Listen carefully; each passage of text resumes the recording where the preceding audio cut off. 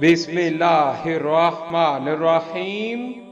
اللہ کے نام سے شروع جو بڑا مہربان نہایت رحم والا ہے، اور درود لا محدود حضور صلی اللہ علیہ وآلہ وسلم کی بارگاہ ناز کے اندر، بارگاہ پر انوار کے اندر، ہدیتاً عقیدتاً محبتاً نذرانتاً تحفتاً مودتاً ادباً پیش کرنے کے بعد، حضرت حوا کا حق مہر۔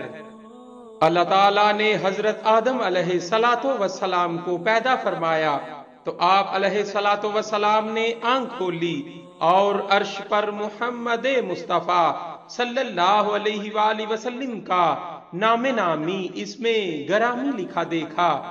عرض کی یا باری تعالیٰ، تیرے نزدیک کوئی مجھ سے بھی زیادہ عزت والا ہے؟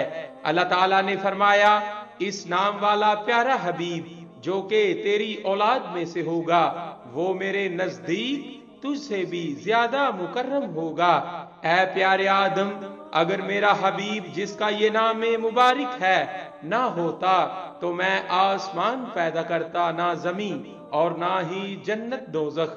پھر جب اللہ تعالیٰ نے حضرت حوا کو بابا آدم علیہ السلام کی پسلی سے پیدا فرمایا اور حضرت آدم علیہ السلام نے حضرت حوا کو دیکھا، تو اس وقت اللہ تعالیٰ نے حضرت آدم علیہ السلام کے جسم اطہر میں شہوت بھی پیدا فرما دی تھی۔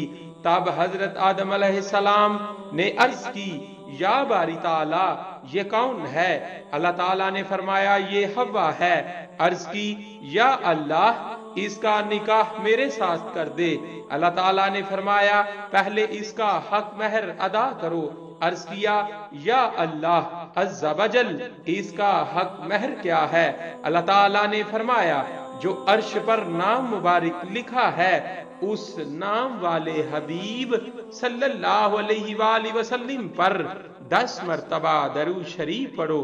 حضرت آدم علیہ السلام نے عرض کی، یا اللہ، اگر میں درود شریف پڑھوں تو حوا کا نکاح میرے ساتھ کر دے گا؟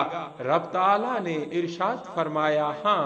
تب حضرت آدم علیہ السلام نے 10 مرتبہ درود شریف پڑھا تو اللہ تعالیٰ نے ان کا نکاح حضرت حوا کے ساتھ کر دیا۔ پس حضرت حوا کا حق مہر حبیب خدا صلی اللہ علیہ وآلہ وسلم پر درود شریف ہے، صلی اللہ علیہ وآلہ وسلم۔ صلی اللہ